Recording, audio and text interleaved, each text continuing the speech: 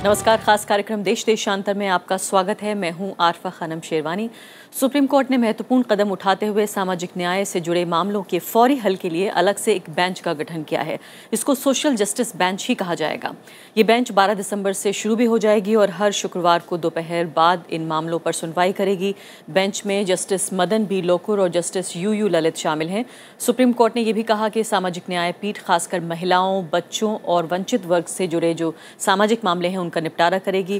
किस तरह से काम करेगी ये बेंच, किस तरह के मामले इस बेंच में सुने जाएंगे, आम आदमी के लिए किस तरह से फायदेमंद होगा और साथ ही जो जस्टिस डिलीवरी सिस्टम है, जो न्याय की प्रक्रिया है, उसको तेज करने में किस तरह से मदद मिलेगी, ये सब कुछ हम जानने की कोशिश करेंगे अगले 30 मिनट में अपने खास पैनलिस्ट के जरिए।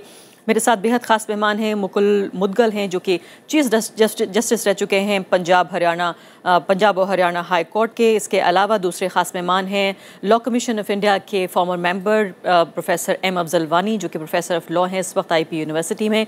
लीगल एडिटर हैं हिंदुस्तान टाइम्स के सत्य प्रकाश, और साथ ही चौथे खास मेहमान ज्ञानंद सिंह हैं जो कि लॉयर हैं, पत्रकार भी रह चुके हैं और फिलहाल कॉलमनिस्ट भी हैं।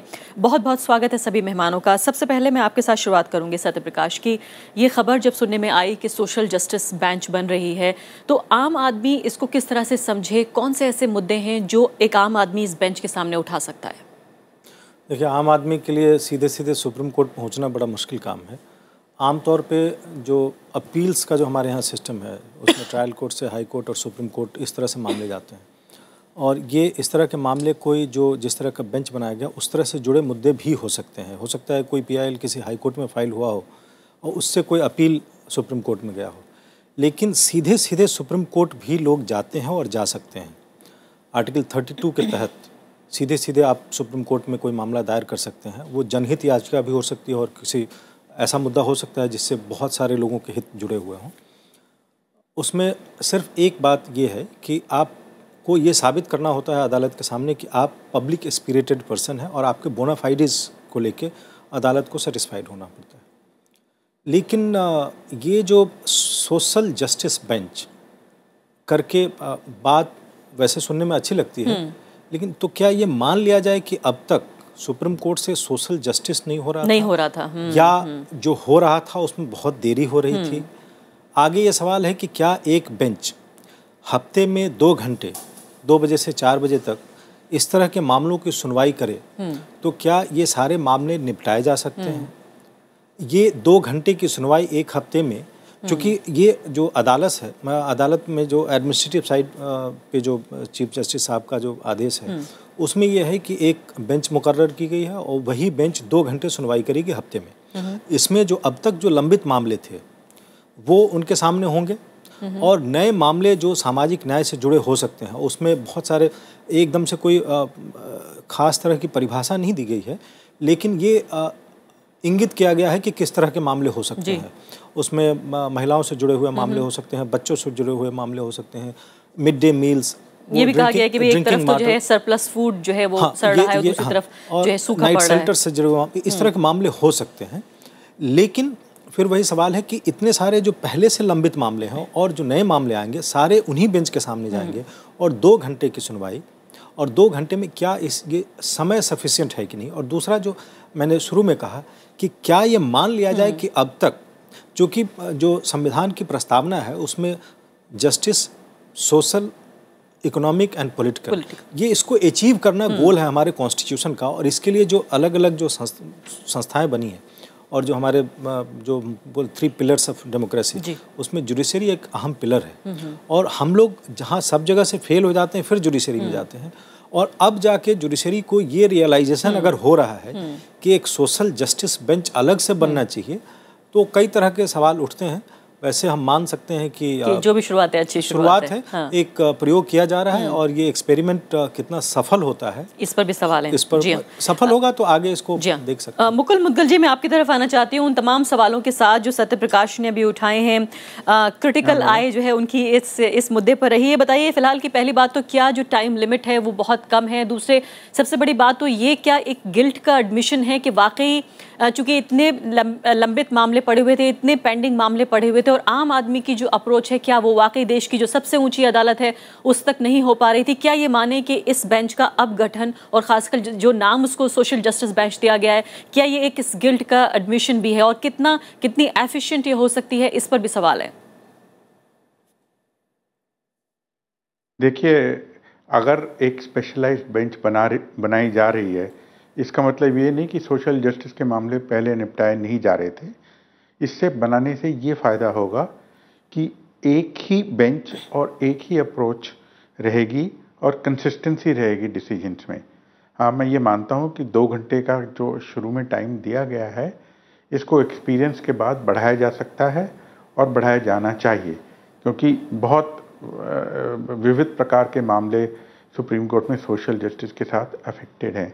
तो ये कहना कि ये गिल्ट का एडमिशन है, मेरे ख्याल से ठीक नहीं है, क्योंकि इसका ये है कि सारे मामले कंसोलिडेट होके एक ही बेंच में सुने जाएंगे और वो बेंच की अप्रोच कंसिस्टेंट रहेगी, और जजों का सुझाव भी, जो चुनाव भी किया गया है, वो सोच समझ के किया गया है, जिनका बैकग्राउंड है इस तरह के केसेस में। जस्टिस मदन लोकुर का जुवेनाइल जस्टिस, मीडिएशन और इन चीज़ों में, चाइल्ड राइट्स में उनका बहुत बड़ा बैकग्राउंड रहा है।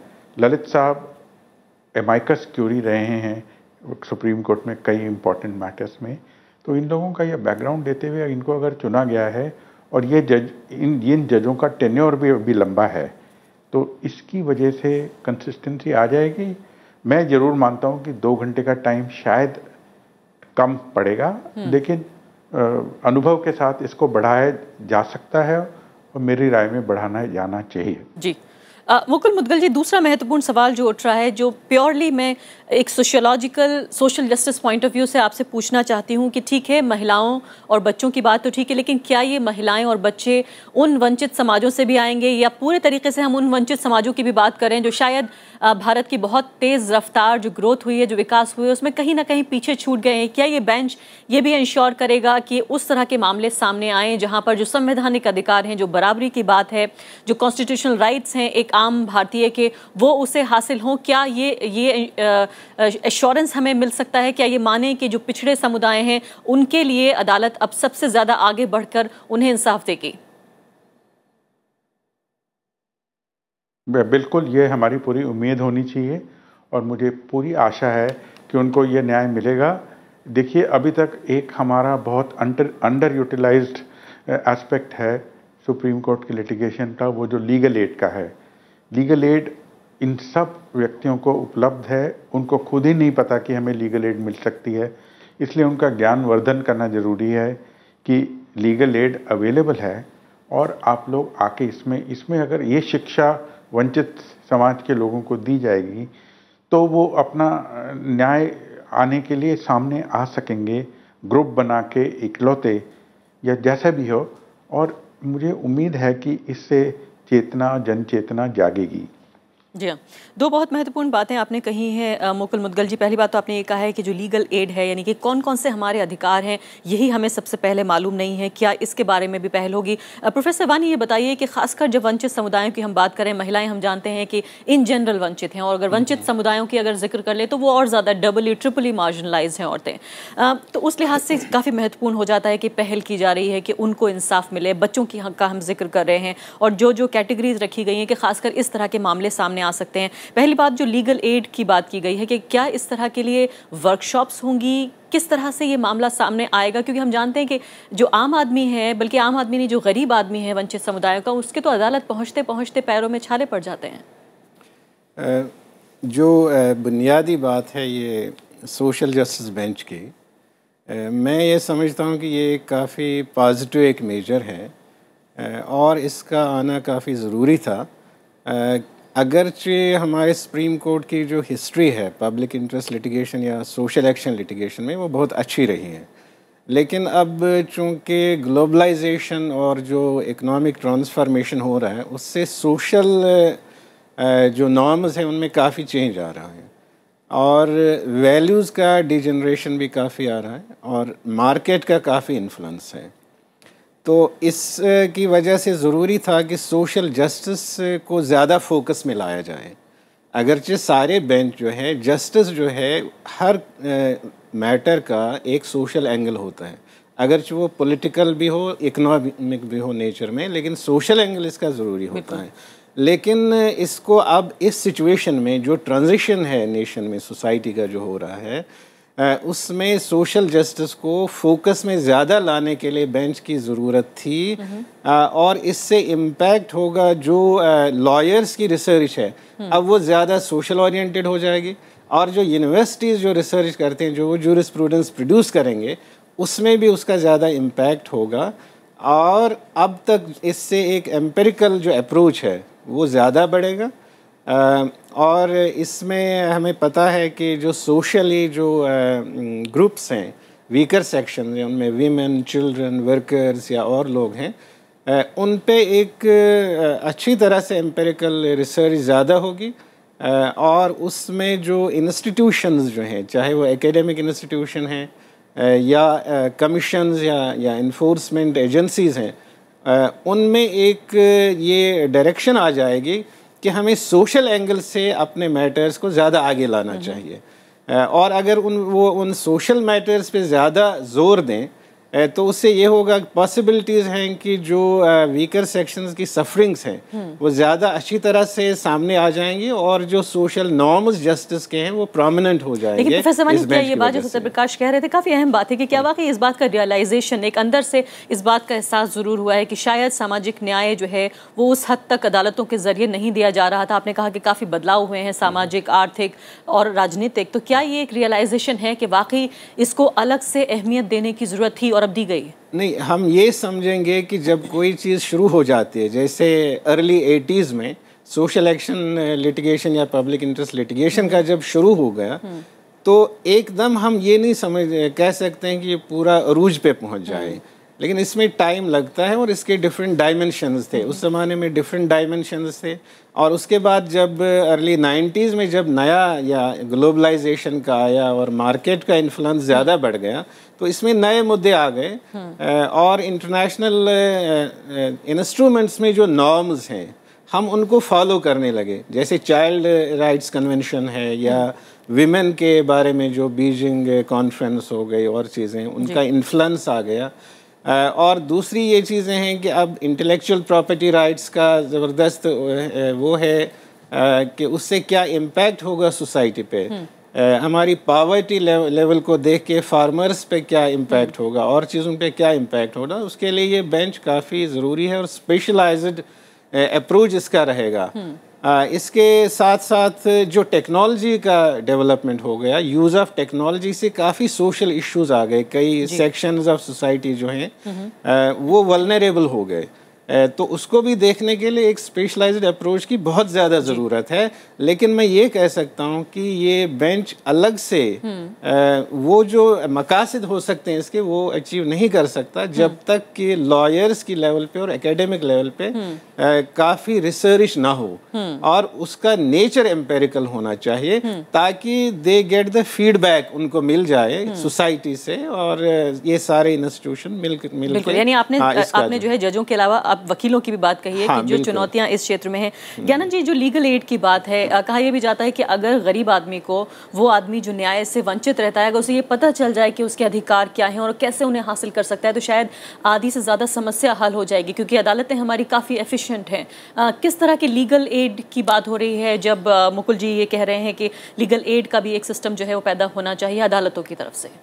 नहीं, लीगल एड का मतलब ये है कि कई ऐसे लोग हैं, कई ऐसे तबके हैं जिनको अपने अधिकारों के बारे में पता नहीं है, तो उनको अधिकार के बारे में बताना और फिर उन्हें कोर्ट में लेकर जाना और उनके मुद्दों को कोर्ट के सामने समक्ष रखना। बट यहाँ पे समस्या एक इंस्टीट्यूशनल लेवल पे जिसको अभी हम डील कर रहे हैं, जिसमें हम एक अलग बेंच बनाने की बात कर रहे हैं, ये एक इंस्टीट्यूशनल मुद्दा है। इसमें हम एज लीगल एड अगर हम देते भी हैं, बहुत अच्छा लीगल एड देते भी हैं और कोर्ट के समक्ष ले भी जाते हैं, अगर कोर्ट के पास वक्त नहीं है तो ये सारे लीगल एड सारा ये जो प्रोसेस है प्रैक्टिकली पॉसिबल है नहीं। लेकिन अब अलग बेंच बनने से कहा जा रहा है कि पहले जो मामले बिखरे हुए रहते थे, अलग अलग बेंचों के पास स्कैटर्ड रहते थे, अब एक पर्टिकुलर बेंच ऐसी है जो कि हमारे मामले सुनने को तैयार है। तो क्या आपको लगता है इससे थोड़ा स्ट्रीमलाइन चीज़ें होंगी, थोड़ा बेहतर तरीके से सामने आएंगी? नहीं, इस पे मैं थोड़ा डिफर करता हूँ। Supreme Court as an institution 6 दशकों में इतना अच्छा काम किया है और सोशल जस्टिस के मामलों में भी इतना अच्छा काम किया है कि आज ये पब्लिक को, सुप्रीम कोर्ट को अपनी मंशा बताने की ज़रूरत नहीं है। और अगर सब जज बेंचेस कलेक्टिवली केसेस को सुने, अगर सोशल जस्टिस के मामलों को जल्दी निपटारा करना था तो सारे बेंचेस के पास एवरी डे एक एक मैटर सोशल जस्टिस के देने चाहिए, वनिस्पत के किसी एक बेंच के पास देना। क्योंकि एक सोशल जस्टिस में एक अलग मामला भी आता है, हालांकि मैं किसी जज विशेष पे कमेंट नहीं कर रहा हूँ, बट किसी एक बेंच के पास देना ये एक आगे के लिए अच्छा साइन नहीं है। क्योंकि सोशल फिलोसफी ऑफ द जज एंड सेंसिबिलिटी, ये दोनों बहुत इंपॉर्टेंट चीज होती है जब सोशल जस्टिस के मामले सुने जाते हैं। अगर कोई जज आ जाता है जिसके विचार अलग हैं, इकोनॉमिक राइट्स के बारे में उसके विचार अलग है, तो क्या होगा? अभी सुप्रीम कोर्ट में, मैं नाम नहीं लूंगा, एक सुप्रीम कोर्ट के जज ने PILs पे सवाल उठाया। उन्होंने बनिस्बत सारे जितने भी अच्छे ऑर्डर हुए थे, जो कि मैं एक दो गिना देता हूँ, जिसमें कि हुआ कि गरीबों को स्कूल में शिक्षा में रिजर्वेशन, हॉस्पिटल में बेड्स, इन सारे पे सवाल उठाया कि हम as a court, as judiciary ये ऑर्डर्स नहीं पास कर सकते। उसके बाद ऐसा हुआ कि सुप्रीम कोर्ट के अन्य बेंचेस, जो मैं एक और बेंच उसका भी नाम नहीं लूँगा, वो एक विडोज़ या वृंदावन के विडोज़ या प्रोस्टिट्यूशन के मामले सुन रहा था वो बेंच, उसने अपने पास से मामले को चीफ जस्टिस के पास दे दिया कि क्या हम ये इसमें मेरा जुरिस्डिक्शन बनता है। तो उसके बाद चीफ जस्टिस ने इस मामले का निपटारा किया। अब मेरा ये कहना है कि जब ये कलेक्टिवली काम कर रहे थे तो ये तो सुलझ गया, जब अगर एक बेंच आएगा तो उसके खिलाफ हम अपील कहाँ जाएंगे? बिल्कुल, काफ़ी महत्वपूर्ण आप 2-3 सवाल उठा रहे हैं। इन सवालों के साथ मैं मुकुल मुदगल जी की तरफ जाना चाहूँगी। मुकुल मुदगल जी, 2-3 सवाल उठे हैं। पहली बात तो चुनौतियाँ किस तरह की होंगी, जो प्रोफेसर अफजल वानी ने कहा कि क्या जजों की बात तो ठीक है, लेकिन इसमें लॉयर्स को किस तरह से आप उनका ओरिएंटेशन करेंगे। दूसरी महत्वपूर्ण बात यहाँ ज्ञानंद जी ने उठाई है, वो ये कि क्या जिस तरह से वेस्ट में होता है कि जो सोशल आइडियोलॉजीज़ हैं जजेस की, वो काफ़ी हद तक लिस्टेड होती हैं, पता होती हैं, तो क्या जब ये सोशल जस्टिस जो बेंच है, इसमें जो जजों का चुनाव होगा, इनके बाद जो जज आएंगे उनको किस तरह से चुना जाएगा? वो ये कह रहे हैं कि सोशल जस्टिस में किस तरह से जो इकोनॉमिक राइट्स हैं, लोगों के सोशल राइट्स हैं, उनको लेकर अलग अलग जजों की अलग अलग राय हो सकती है। किस तरह के जज चुने जाएंगे, इसको लेकर भी क्या चुनौती है, और वकीलों के ओरिएंटेशन को लेकर भी? देखिए, दो बातें हैं। प्रोफेसर वानी ने तो बहुत लंबा और बहुत कॉम्प्रिहेंसिव चीज़ कही, मैं तो छोटा और जवाब दूंगा। पहला तो लॉयर्स का, जो वकील हैं, उनका भी सोशल ओरिएंटेशन होना ज़रूरी है। और आपने देखा होगा कि जो भी सोशल एक्शन लिटिगेशन हुई है, जिसको पब्लिक इंटरेस्ट लिटिगेशन कहा जाता है, और उसके रियली जो सब जिन्होंने शुरू किया, पायनियर किया, वो जस्टिस कृष्णा अय्यर थे, उनका आज ही देहांत हुआ है। और एक ये बहुत कोइंसिडेंस है कि सोशल जस्टिस की बेंच बनी है और उसके आसपास ही उनका देहांत हो गया है। लेकिन एक तो ये वकीलों की बात है। वकील हैं ऐसे, सारे नहीं हैं, कई वकील हैं जिन्होंने सोशल एक्शन भी किया है और कमर्शियल लिटिगेशन भी की है, और सोशल एक्शन में वो अपने को पूरा डिवोट करते हैं।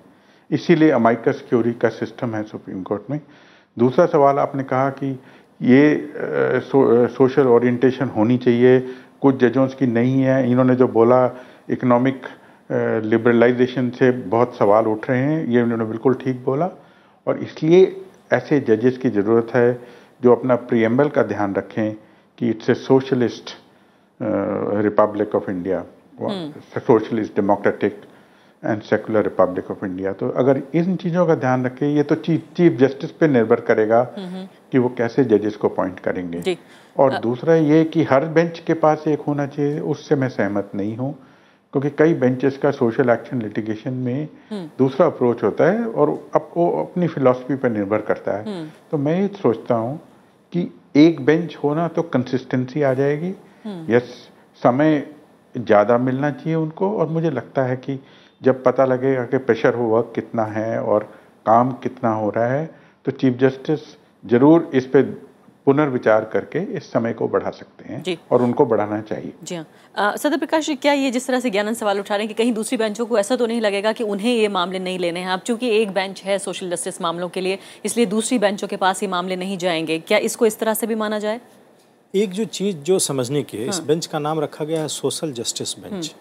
दिल्ली हाई कोर्ट में हर बुधवार को PIL एक बेंच बैठती है, जिसमें PIL से जो पब्लिक इंटरेस्ट लिटिगेशन के मामले आते हैं। यहाँ पे ये PIL बेंच नहीं है, ये पब्लिक इंटरेस्ट PIL कैटेगरी में जो भी फाइल होते हैं केसेस, कोई ज़रूरी नहीं है वो सारे मामले वहाँ जाएं। और इस चीज़ को लेके अभी बहुत कहें कि सही जो क्लियर कट दिशा निर्देश नहीं है कि किस तरह के मामले जाएंगे। कुछ तरह की चर्चा एग्जाम्पल के तौर पे दिया गया, लेकिन it is not a PIL bench. तो इसमें ऐसा हो सकता है कि आपने कोई PIL फाइल किया हो और वो इस बेंच में जाने के बजाय वो किसी और बेंच में चला जाए। अभी भी उसकी संभावना इसमें है। लेकिन जो ज्ञानंद जी ने कहा कि सभी बेंचों में क्यों नहीं इस तरह के मामले, मेरा कहना है कि आप एक बेंच में 2 घंटे के लिए देखिए आप किसका भला कर रहे हैं और कितना भला कर सकते हैं, वो उसकी लिमिटेशन है। लेकिन मुकुल जी ये कह रहे हैं कि उसकी सक्सेस पे देखा जाएगा, अगर कामयाब होती है तो शायद आगे बढ़ाया जाए, घंटे बढ़ाए जाए, दिन बढ़ाया जाए। जो संविधान की प्रस्तावना में जो उद्देश्य जो उल्लिखित है, जो social justice, social, economic and political, वो अचीव करने का, उसको पाने का जो उद्देश्य है वो हर जज के लिए मैंडेटरी है और हर जज उसको ध्यान में रख के। लेकिन सवाल तो ओरिएंटेशन पे भी उठ रहा है कि कौन सा जज किस तरीके से सोचता है, खास मामलों की जो है का अधिकार यहाँ पर दिया गया है। इसमें आपको डेविल्स एडवोकेट मैं कह रहा हूँ कि किसी ऐसे बेंच में दिया गया हो जिसको इस तरह के मामलों में कोई रुचि ही नहीं और CJI साहब ने अगर उनको दे दिया हो तो क्या होगा? ऐसा भी हो सकता है। ऐसा भी हो सकता है, और कोई ज़रूरी नहीं है कि सारे लोगों का, और ऐसा भी हो सकता है कि लगातार इस तरह के मामले सुनने में किसी की रुचि ना हो। जो अदालतों में जाते रहे हैं उनको पता है कि किस तरह से हियरिंग होती है, और कई बार जो रेगुलर मैटर्स की हियरिंग होती है कई दिनों तक चलती है। आप एक मैटर पूरा सुबह से लेकर शाम तक, तो उसमें उस तरह का इंटरेस्ट होना, और हो सकता है किसी जज का हो और बहुत मन से वो सुन रहे हो। कई बार हो सकता है कि ऐसे बेंच के पास आप ऐसे जजेस को आप इस बेंच में डाल रहे हैं जिनकी इस तरह के मामलों में यानी चुनौतियां काफ़ी। सदर प्रकाश जी, समय बहुत कम है, आखिरी सवाल प्रोफेसर वानी ये बताइए कि हम जानते हैं कि वेस्ट में इस तरह की बेंचेस का जो कॉन्सेप्ट है बहुत पहले आया और हमने शायद वहीं से भी कुछ उदाहरण एग्जाम्पल लेने की कोशिश की। किस तरह के जो लेसन्स हैं जो हम वेस्ट से ले सकते हैं और कितनी कामयाब पश्चिम में इस तरह की बेंचें रही हैं? इस बारे में 2 बातों का ख़ास ख्याल रखना है। एक है कि जुडिशल अलर्टनेस, ये जो बेंच बना ये एग्जाम्पल है जुडिशल अलर्टनेस का, लेकिन इसके साथ साथ जो है सोशल अलर्टनेस की ज़रूरत है, क्योंकि कोई भी ओरिएंटेशन या आइडियोलॉजी जो है वो किसी की कुछ भी हो सकती है, लेकिन जब वो एक रिस्पॉन्सिबल जगह पे बैठे तो वहाँ पे ये 2 फैक्टर ज़रूरी हैं। सुप्रीम कोर्ट ने अपनी तरफ से जुडिशल अलर्टनेस जो चीफ जस्टिस ऑफ इंडिया ने दिखाई कि यस वी नीड दिस, और उन्होंने एक अप्रोप्रिएट कदम उठाया। अब जो है जब ये बेंच बने इस वक्त जो हैं उनके बारे में हमें मालूम है जो जजेस हैं उनका अच्छा सोशल ओरिएंटेशन है, लेकिन आगे क्या होगा उसके लिए हम ये कहेंगे कि सोशल अलर्टनेस को बढ़ाने के लिए काफ़ी ज़रूरत है, और उसके लिए हमारा जर्नलिज्म है और चीज़ें हैं उनमें वो एक काफ़ी रिस्पॉन्सिबिलिटी है। और अगर वो सोशल अलर्टनेस आती है उसका ख़ास एक फैक्टर है जो एकेडमिक अलर्टनेस हम कहेंगे कि एकेडमिशियन कितना फीडबैक देता है जज को कि कहाँ कहाँ डिविएशन हो रहा है और कौन कौन से चीज़ें रह गई हैं जो किसी भी मैटर में जिनको कंसिडर नहीं किया गया है। तो अगर ये सोशल अलर्टनेस और एकेडमिक अलर्टनेस या रिस्पॉन्सिबल एडवोकेसी, सोशल एडवोकेसी अगर हम डेवलप कर सकते हैं तो ये बेंच काफ़ी अच्छा डिलीवर कर सकता है। जी प्रोफेसर वानी बहुत बहुत शुक्रिया, समय बिल्कुल समाप्त हो चुका है। तो एक शानदार पहल है ये फिलहाल जो चीफ जस्टिस ऑफ इंडिया हैं उनकी तरफ से और बिल्कुल वक्त पर उठाया गया कदम है, लेकिन चुनौतियाँ आपने देखी पूरे कार्यक्रम में जितने सवाल उठ रहे थे, चुनौतियाँ इसके आगे बहुत हैं और शायद एक शख्स के कदम उठाने से काम बात तो बनेगी, लेकिन जब तक पूरा सिस्टम साथ नहीं आएगा, जब तक शायद इसके पूरा मकसद और उद्देश्य जो है हासिल करना मुश्किल होगा। सभी मेहमानों का बहुत बहुत शुक्रिया, नमस्कार।